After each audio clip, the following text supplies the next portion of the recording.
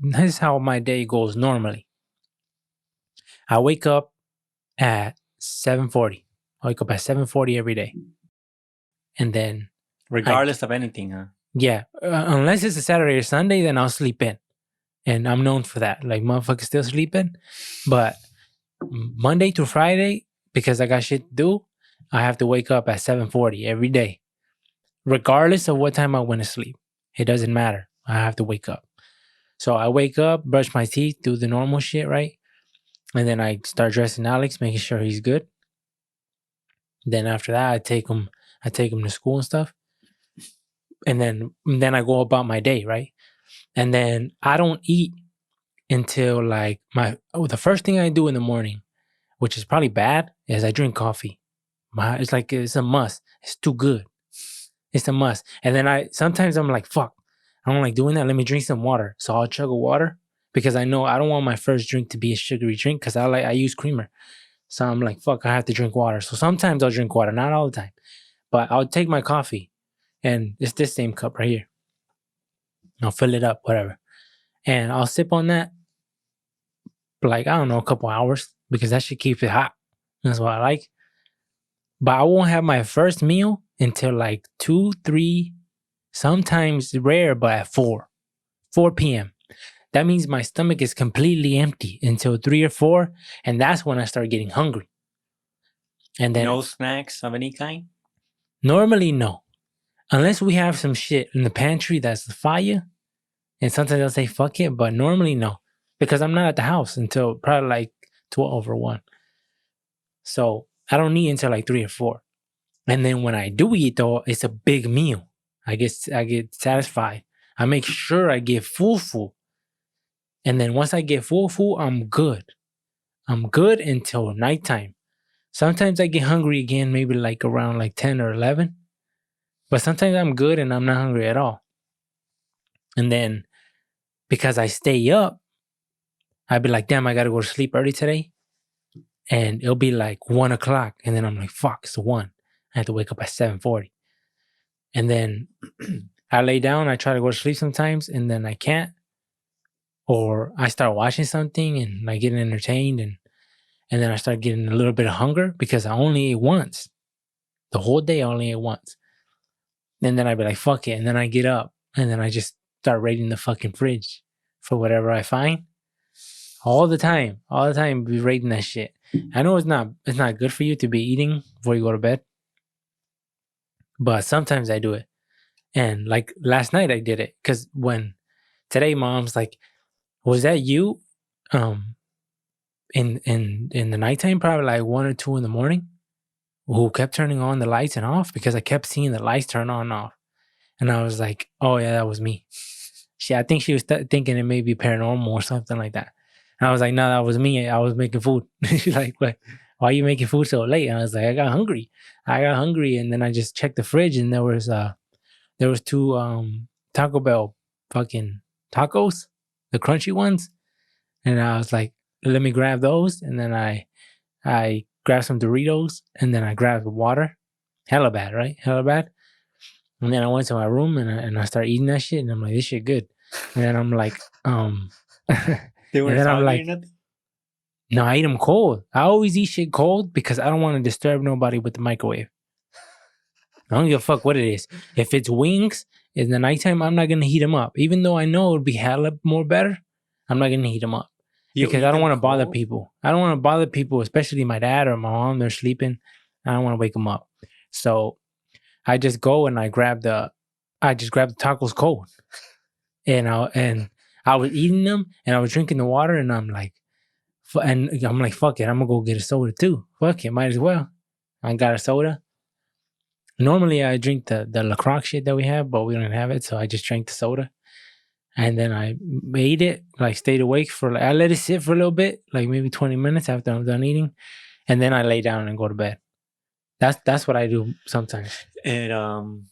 It seems like for whatever reason at nighttime you'll be fine. You'll find hella interesting shit to watch. Huh? I always be pinning shit for like watch later shit at nighttime. And then, or I'm like, if it's like 10 o'clock, I'm like, fuck it.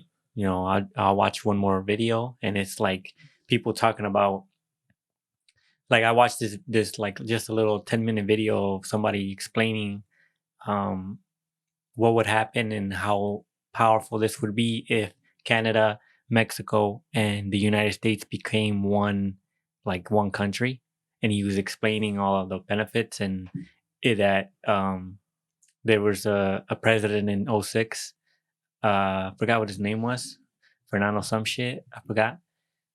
He said he like pitched this idea to Canada and the US about becoming more unified, and then the Bush shut it down.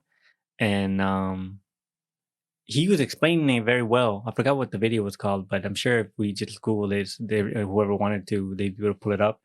But he explained it very well. Whereas, like, as far as military, as far as resources, when it came to oil, natural gas, just the power of our currency altogether, um, it would be like it would be Unstoppable shit. Yeah, he said for decades to come. And I'm like, it makes sense. But the only downside is that when they showed Mexico in regions, and they showed the US in regions, like depending on states, Canada too, and it showed colors so that it's easy for the viewer to see the economic power locally. And the majority of the US was like yellow. No, I mean was green and like yellow, which was like high up there as far as like modern. And then at Canada as well. And then Mexico was all red. Meaning what? Like meaning that they're not as modernized as the US is when it comes to housing, And a bunch of shit. yeah, like the roads, freaking sewage, all that. Like just America got too much ego though. America would never do that. America wants to be on top shit. Like we won. It's our shit. That's the only way. Is if you join us. If you give us your land. America got too much ego to be fucking sharing land. It won't do that. But as far as Mexico, that's true. Because I remember you telling me like Mexico is like 30, 40 years behind in a lot of the shit. There's some areas where they're pretty updated. But when you go to like where we come from, where our parents come from, it's a lot of poor people. So like people are still digging a hole in the floor and using that as a bathroom. They don't have toilets and they don't have running water. They're just going in a hole. And when I went over there and I visited that, and I'm like, okay, I get it because they don't have a lot of money to afford a toilet and everything. But I'm like, because everything that I was seeing was hella outdated. There was like nothing that was updated. Even the phones they were using, everything. So that when they look at your phone and you have an iPhone or something like that, they were like, what the hell? Like you got money because you have an iPhone. So it just shows like, damn, that sucks because our cousins, they were like, they didn't really get to play video games. And I'm like, I remember feeling for them like, damn, that sucks. So I'm like, next time I come, I'll bring you a system, a portable one, because it's a lot easier for him to play whatever. I said, I'll try to bring you a portable one. And, but I remember feeling bad. So I pulled out my iPhone because I had a couple, you know how like iPhone games, whatever. I had a couple of them stored in there. I mean, nowadays I don't play mobile games, but back then I had like 2, 3, 4 of them. So I showed him and he started playing it. And I could tell he liked it.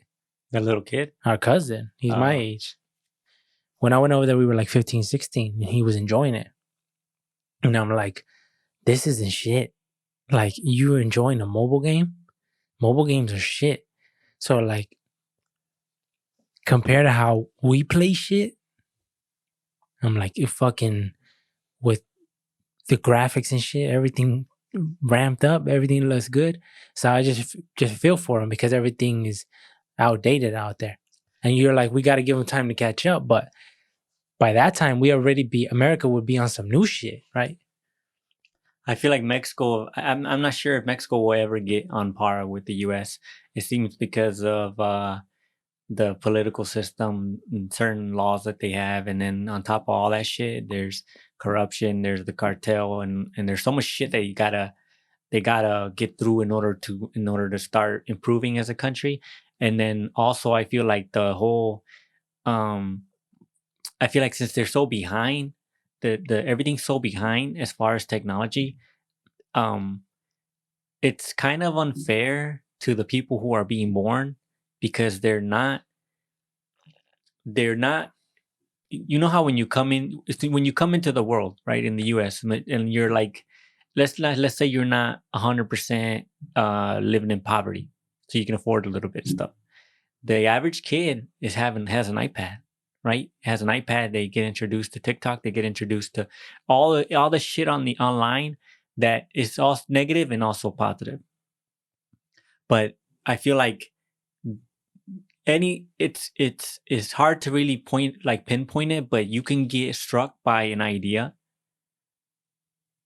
from when you're exposed to the internet.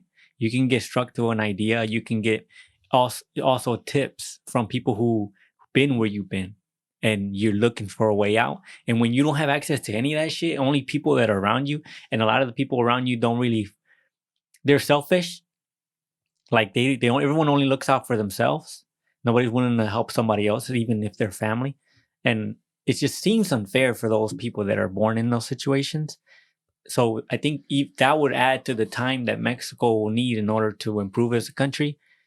So I'm not sure. I think it's like because the U.S. is like freaking miles and miles and miles ahead of Mexico. So for them to play catch up on top of all their shit that they're They'll going never through, catch up. Huh? it seems unlikely they would ever catch up. And it sucks because Mexico is hella beautiful, hella nice, hella nice. Like going to Mexico really like show because it's where we come from. Like, yeah, I was born here, right, in America in Stockton, but my parents were born in Mexico, both of them. And there's no denying that when you go over there, you feel welcome, right? All the time, all the people, everybody is nice. Like everybody is nice, and there's people who look out for you. There's certain people who try to take advantage if they see that you're American or you got money. They'll try to take advantage. There's some people because there's bad apples everywhere. But when I went over there, it was super nice experience to me. And I didn't go to these vacation spots. I went to where we come from, which what people consider like the slums, like where I was sleeping on the floor. I was sleeping on the floor and I was taking a shower outside with a bucket and heating that shit up. I was peeing and shitting in a hole, just like them. But to me, it's like I tried to pass the message to our cousins that like, don't look at me like I'm better than you because I'm not. I'm the same as you. That's why when we were like, when we got there, right, we were at our grandma's house and we were looking and our grandma only has 2 beds. Now, the people, when we got there, our aunt and her family was living with our grandma. So there's our aunt and she has 2 kids, 1 girl, 1 boy. And then it's my mom and then it's our grandma. Well, my grandma has to have a bed. So it's her. And my mom has to have a bed. So it's them 2. And then I was like, all right. So I told mom, well, the girls could have the beds because, right, me and my cousin will sleep on the floor. And I said, you agree with that? And he said, yeah. And it's cement, like on the floor. We literally just put a blanket and a pillow and we fell asleep. And they have like insects and shit because they're it's made out of brick. Like their house is made out of brick, so there's some showing holes some places and stuff like that. So sometimes like there's little insects that will crawl around. But like big boy ones? Nah, I didn't see no big boy ones. Just like there's insects here. So you're talking about just like regular, yeah, just regular bugs. Shit. But you're probably more likely to encounter insects here too if you sleep on the floor. So we were sleeping on the floor, and it was hot as shit when we were over there. But I'm accustomed to that, and they didn't know I was accustomed to that because I work in the fields. And the AC that they had was like old, and we just slept on the floor. And I slept on the floor majority of the time I was there. I think it'd be badass to go to Mexico as like a vacation, like and I always I don't know what it is about food that I always want, like for traveling anywhere.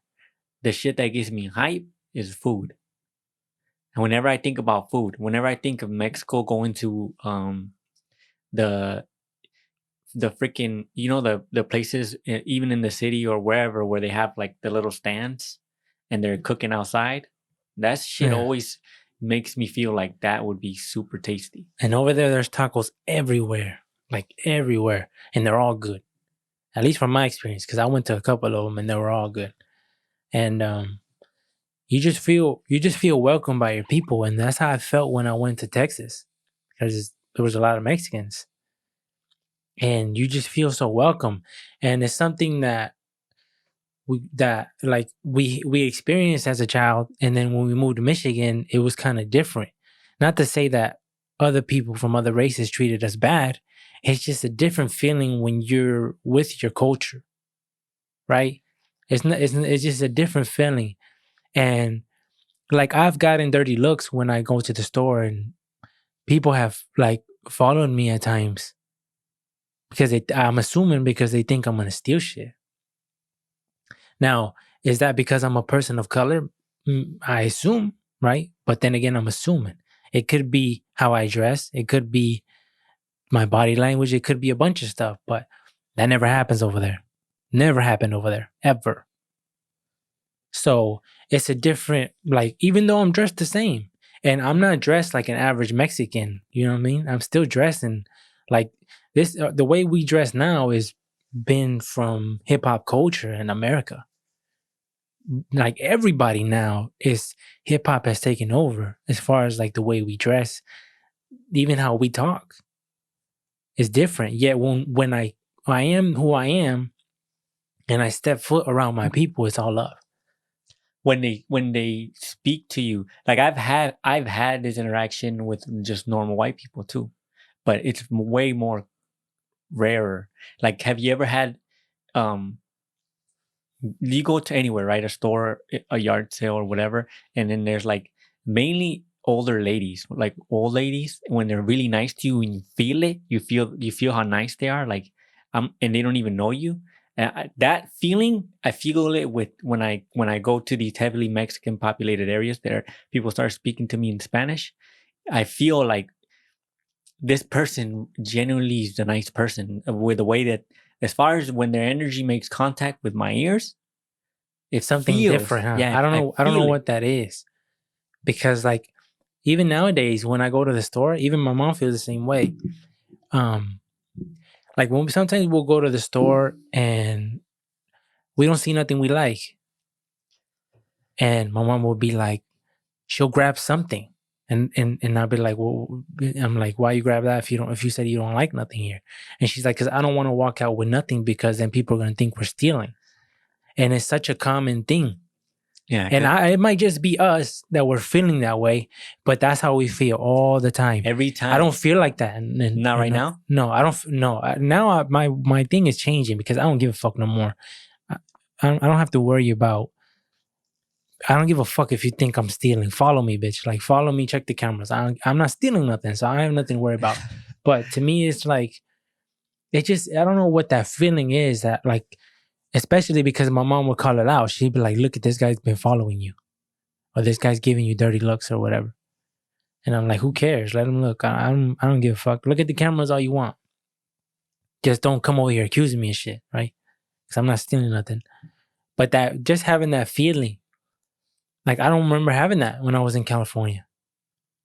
And when I'm in Texas, it's like, I love all kinds of people. I met like really nice people from all races, and even white people. White people are just as nice as Mexicans. It's just nice people in general. Like, we don't need to categorize. They're just nice humans. I've experienced, like you said, from a lot of the older people, the grandmas.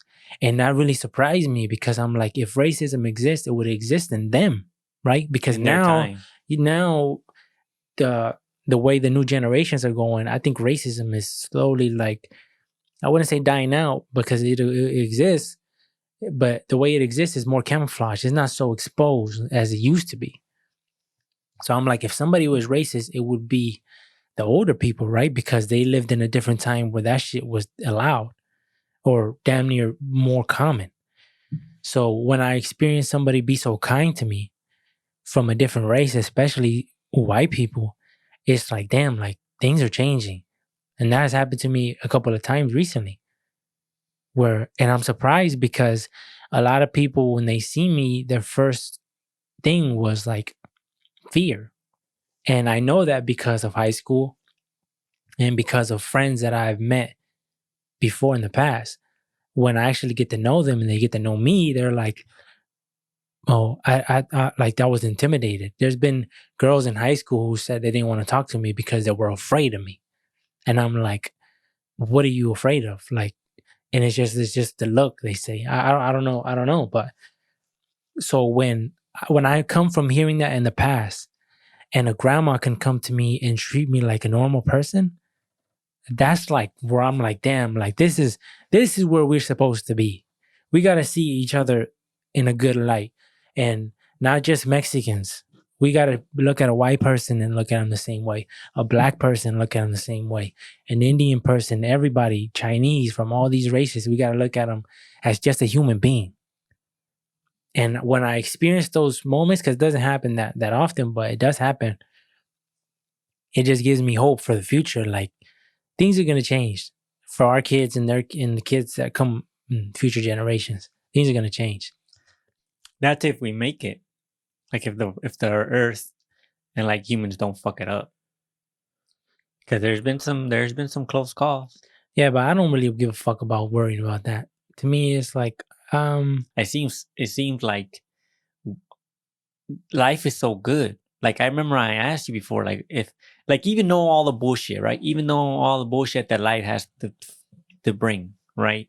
Because like I think right now, currently, I feel like I got a good ass life, right? But I know that if I were in somebody else's shoes, that's not so lucky, I might have a different view on things. But even with the possibility of being in those shoes, maybe this is not really because I can't really say because I haven't really experienced it. But even so, even though I haven't experienced it, even if I went up and then the reincarnation shit was a real thing, and then they told me like, do you want to go back? Or because it's gonna be 10 times worse than what you had, or whatever, right? Are you gonna go? You going back? I'll tell them, yeah, I'll go back. Well, I remember this question. I don't know who asked it, if it was you, but I remember it was between me, you, and a friend of ours, our cousin. And we asked each other the same question, and you and our cousin both said yeah, and at that time I said no. And people are like, why, right? And it's just because I just like, from everything that I was researching and looking up on the world and how people treat each other and the conversations I've had with people, it just seemed like there's not enough kind people in the world. It seems like there's always something that happens. And I just think in general, I was judging everything in general. I was like, no, I wouldn't come back. But I'm like, that's kind of fucked up for me to say because I have it hella good. I have it hella good.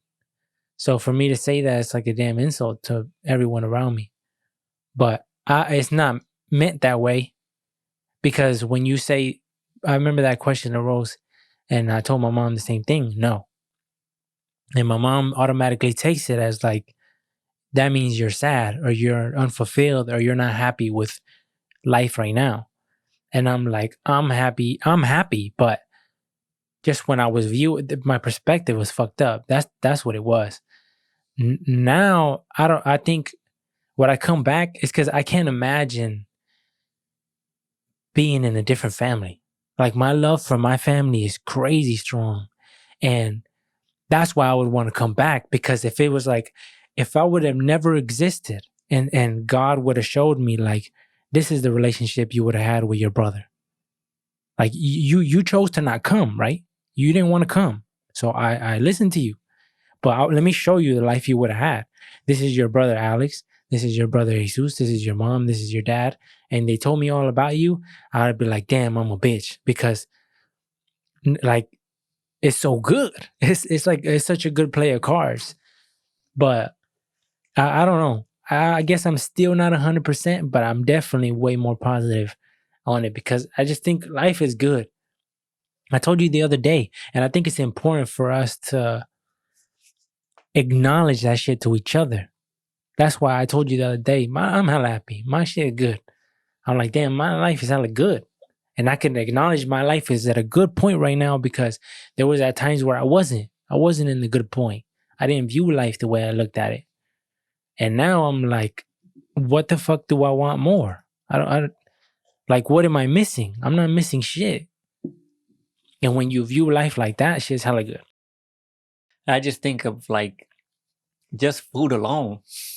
It's good enough to live. It's good enough to come back. But then also some people don't get to experience that. But I guess when you come back, you forget all the other shit. So you have no recollection of what food, like good ass food, especially if you're in a place where that's not. But also like relationships that you have with people, like relationships are hella strong, and relationships is the world, right? But like the way you feel about another person, even if it doesn't have to be a significant other, it could be like your friend, or it could be whatever. It can be your brother, or it could be your sister, or whatever. Like, I'm like, damn, like my family members, I got so much love for them.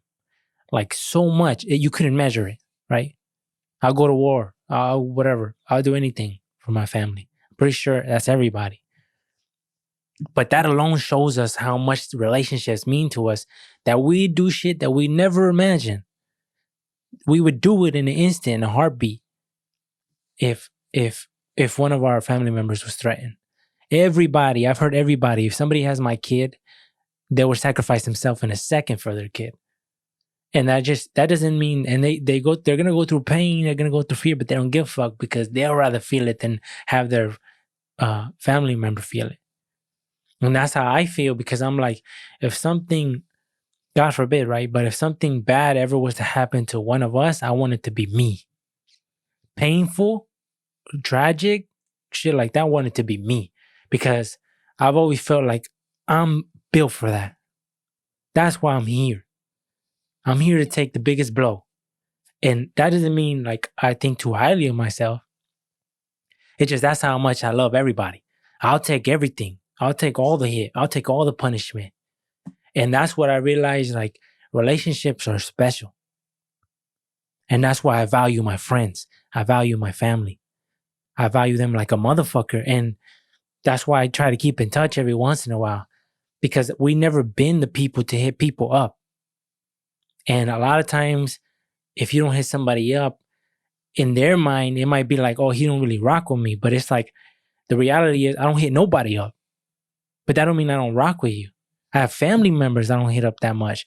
But that's why I tell them every time I see them, always remember that. If we're cool right now at this table, 10 years can go by. And if you see me again, we're going to be the same.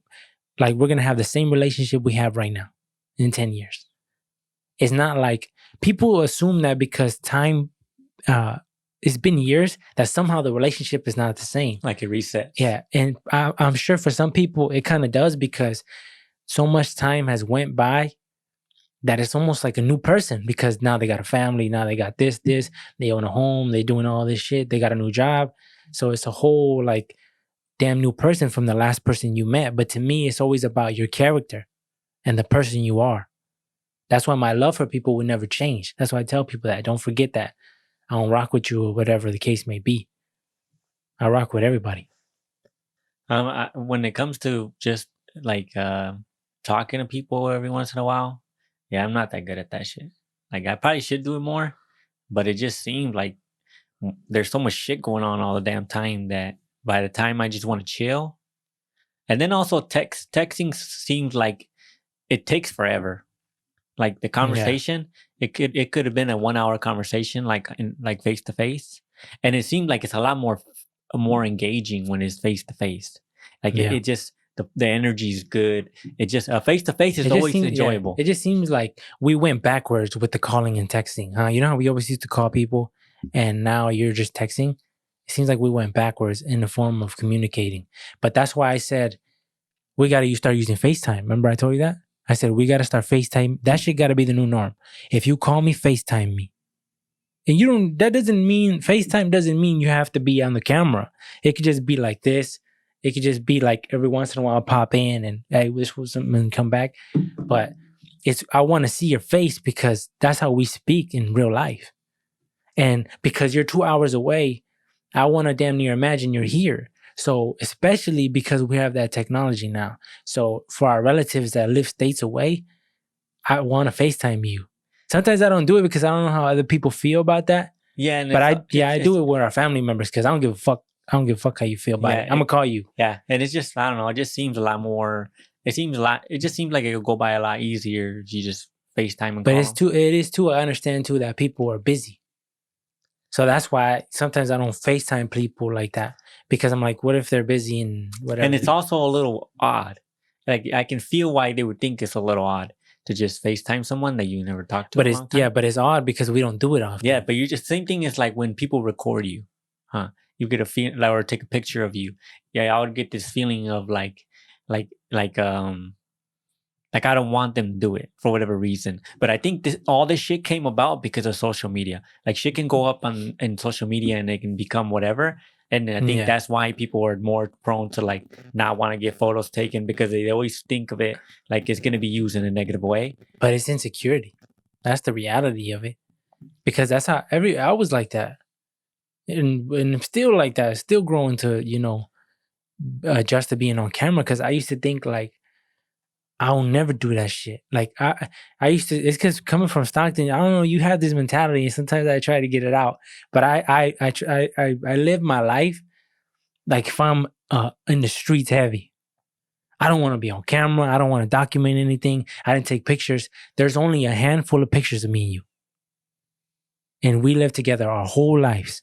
I'm 27 years old, and if somebody wanted to show us a picture of me and you, they could probably find 3 or 2 as grown men. Yeah, you could find us as babies because my mom took them, but I mean like now, there's none. And then that's when I started to realize like, fuck, what the fuck are we doing? Like, am I gonna let my fucking insecurity of like, oh, I don't look good or this happens or whatever? I just acknowledge, I say all the time, I'm ugly, I don't give a fuck. It is what it is. I tell myself, it's ugly, I'm ugly, I don't give a fuck. But it's fine because everybody's ugly to me. A lot of the motherfuckers I come across are ugly. So it's not like, and I'm a man. So it is what it is. So it's just accepting myself. Like, that's what it really is, accepting myself. Like, oh, you have a big nose? Fuck it. It is what it is. And that's it. It's tight too to be like, I now that I'm older, I can see like why people take photos.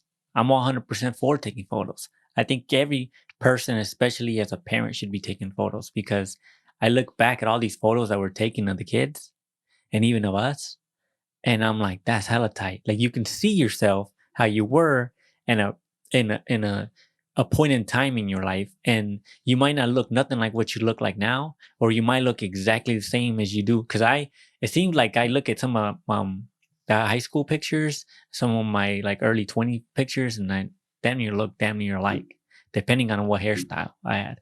And I'm like, especially for kids though, when I see little kids, especially our nephews and nieces when they're little, I just think that's tight, especially having that memory because they're going to grow up and they're not going to know what they look like as kid. But also videos, because having the videos, like the videos we have of when the kids are actually running around and talking and you get to hear their voice and you forget what they sound like, what they used to sound like, and how they're playing and stuff just as little kids. It's just tight. I just think that's tight to have. Yeah, it is tight to have. I feel like, and also pictures give you a feeling. Well, I don't know about you, but it gives me a feeling, like almost like you get a grasp of how shit was back then. And then me looking at my mom's picture book, I was looking at it probably like 2 weeks ago, maybe. I was going through it. Me looking at that, I'm like, damn, it showed me like, damn, time flies. Time goes by like a motherfucker because especially when you see these kids and to be able to see a kid grow up, right, from not being able to talk to now having full-blown conversations with you, it just shows like that's crazy. That's why I'm like it's important to document everything. Like if I could afford it, I would have a cameraman recording me all day. Because then the people who, if I ever have a kid or anything like that, they can look back on it. They can like who wouldn't want to? That's why I'm like that shit is important. That's why when I see me and my dad don't have no pictures like that. Me and you don't have pictures like that. Me and my mom don't have pictures like that. And I'm like, what changed? I had to analyze like we are doing something wrong. 100%. I acknowledge that something is wrong here and we need to fix it if possible. Because I remember seeing pictures of me and my mom hugging all the time, taking pictures. And now we don't do that. And I'm like, and now because it's been so long since we ever did that, for some reason there's this weird tension. And I don't know why. Isn't like it was weird to go hug my dad and let's take a picture. That would be weird. I'm pretty sure it would be weird for him too, because it's so abnormal.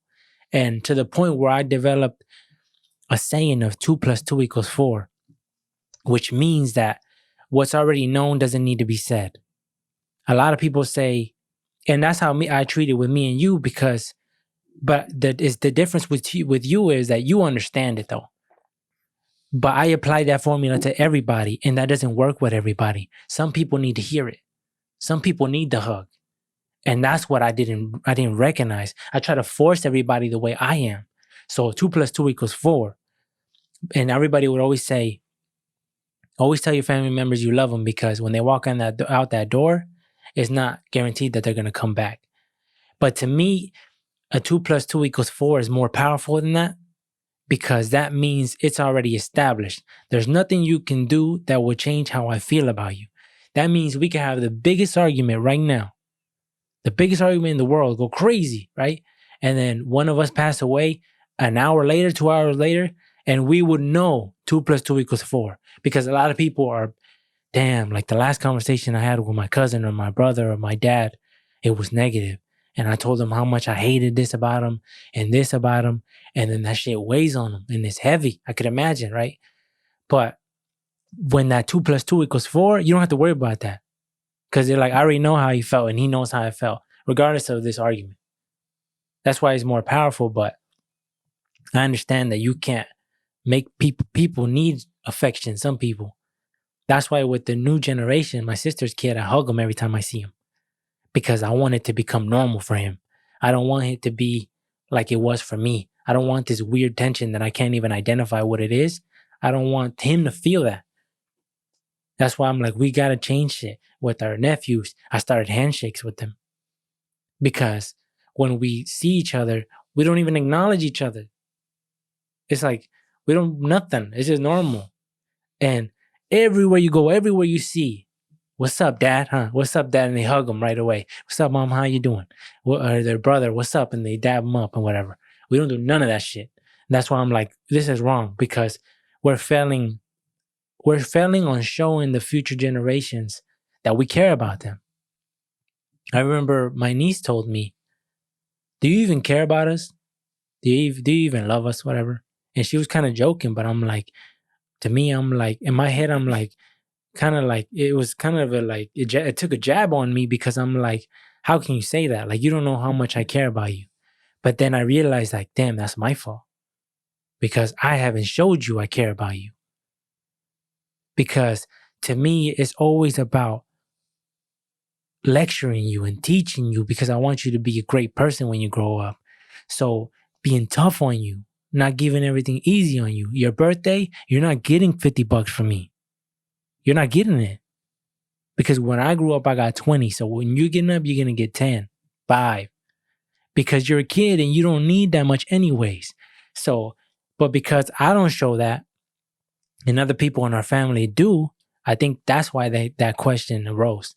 And I can't blame them. And that's why it's important to identify these things, because if you never try to fix this shit, it can just get out of hand. And that's why people think that you don't care about them.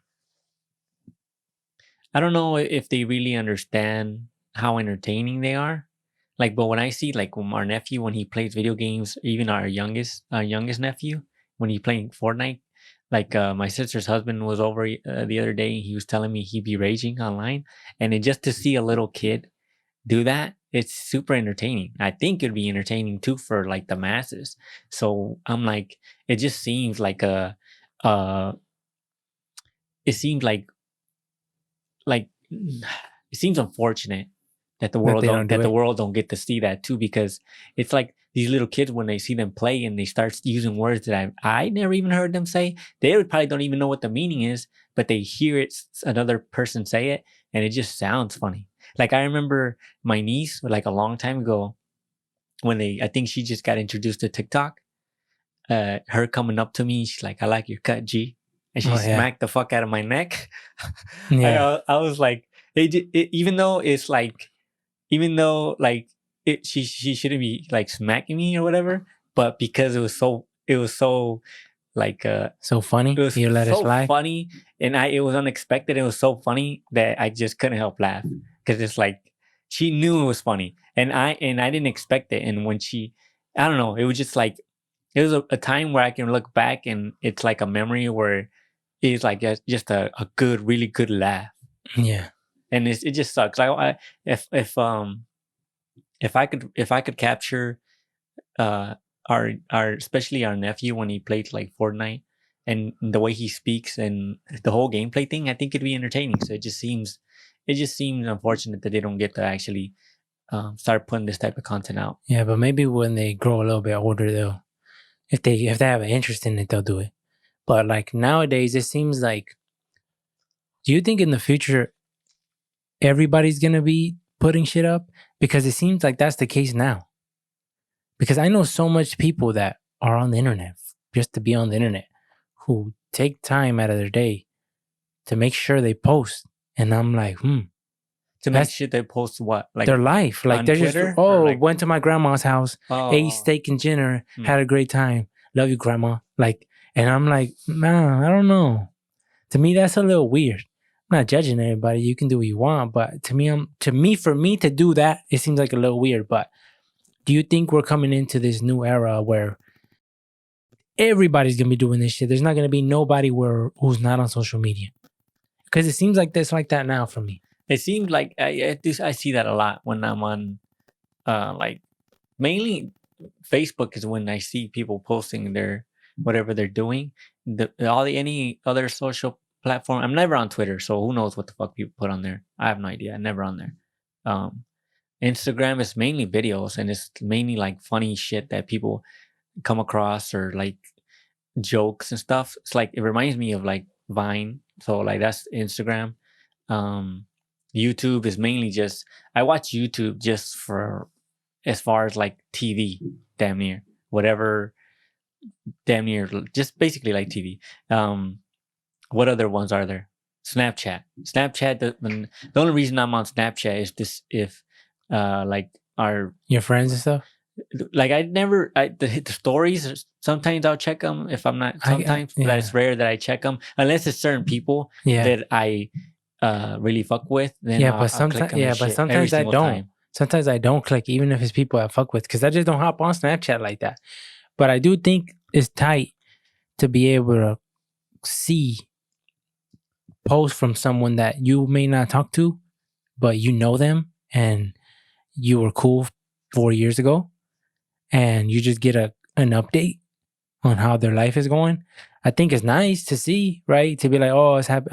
But it's because when I look at it, it's in a positive way. Like, oh yeah, I'm glad to see this is happening. Oh, he got a family now. I'm glad for him. Whatever. I'm happy for him.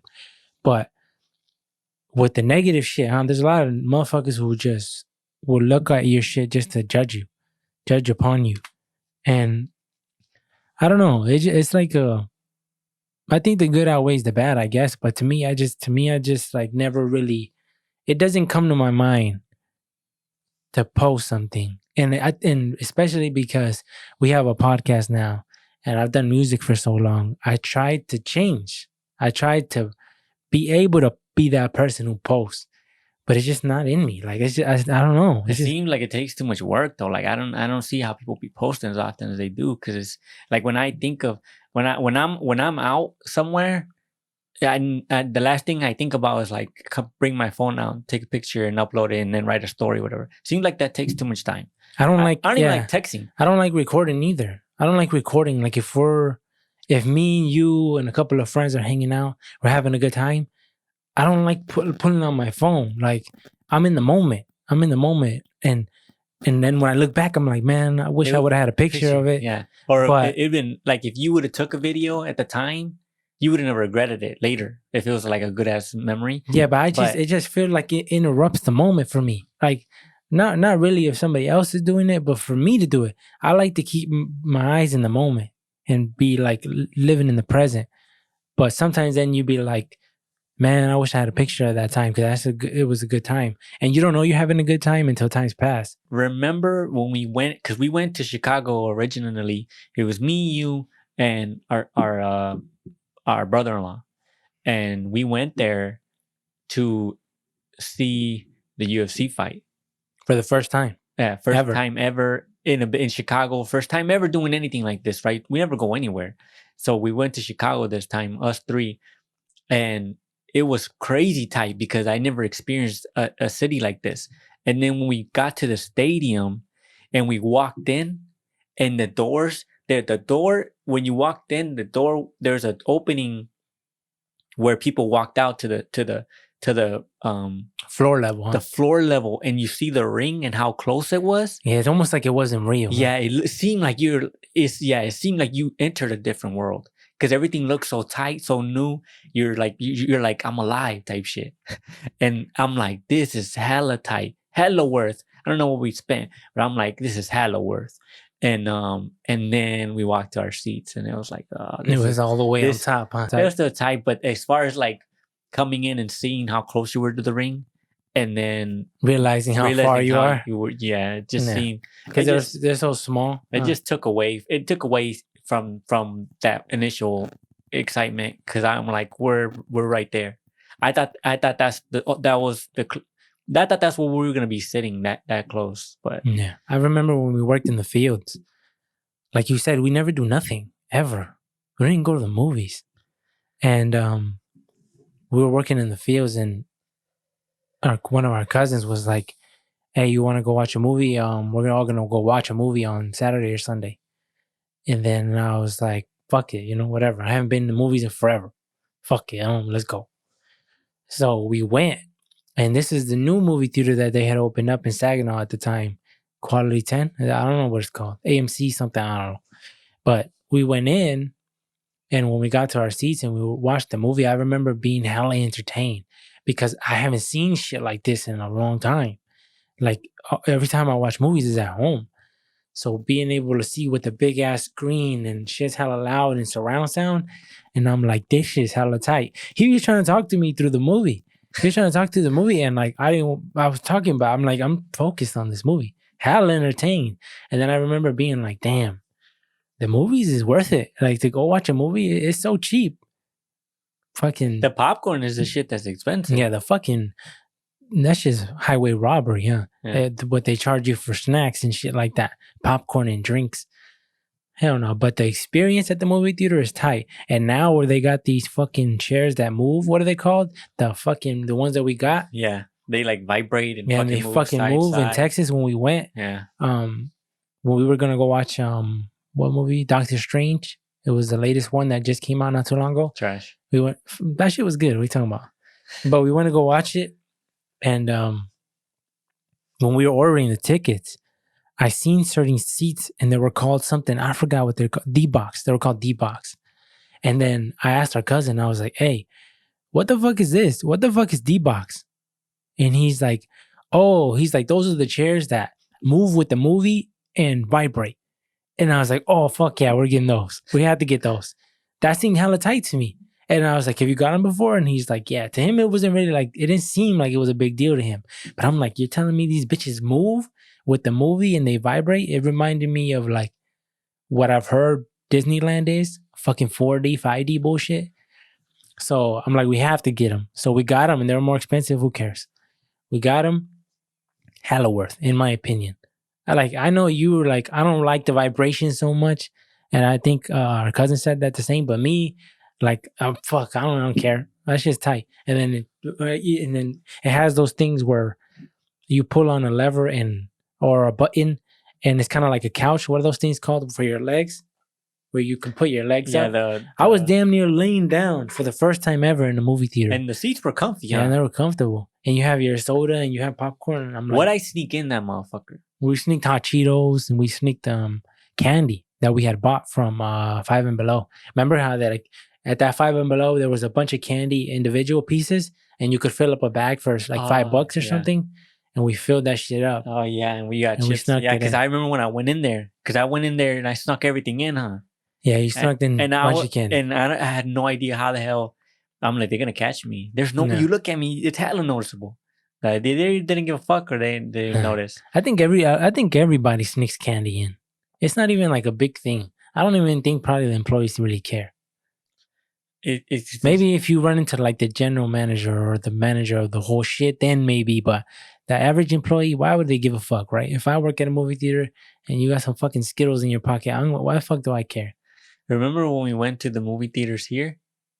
It was just me and you. And then I gave the girl my ID and she said something. You remember? No. What the fuck did she say? She said something. And then I'm like, oh, good thing, something like just saying a joke. And then she's like, she got mad. She's like, oh, well, we can't sell you the tickets. Something, we won't sell you the tickets then. No, I don't remember that. And we left. I forgot. I said something jokingly, like because she asked something about my ID and I gave it to her. And she, I don't know. You somehow offended her? It wasn't nothing towards her. It was just something about my ID. Just joking. Something about my ID. And she's like, oh, then we can't sell you the tickets then. And I'm like, I was just playing. And she's like, no, we can't sell you the tickets. And I'm like, all right then. And then we left. But I don't remember. I'm trying to think what the hell. Maybe it wasn't you. I don't remember. But I remember I just left and I was like, man, that girl seemed like she having a bad day because I was just joking. And I don't even remember what I said, but I just remember leaving. And it was empty. There was nobody, no cars. It was the AMC one, the one nobody ever goes to. People got egos and attitudes. Thank you for listening to the AB podcast. You can follow us in the links below. All our social medias are linked there. If you want to buy some merch, the merch that we're usually wearing in the podcast, you can buy it as well. The link will be below.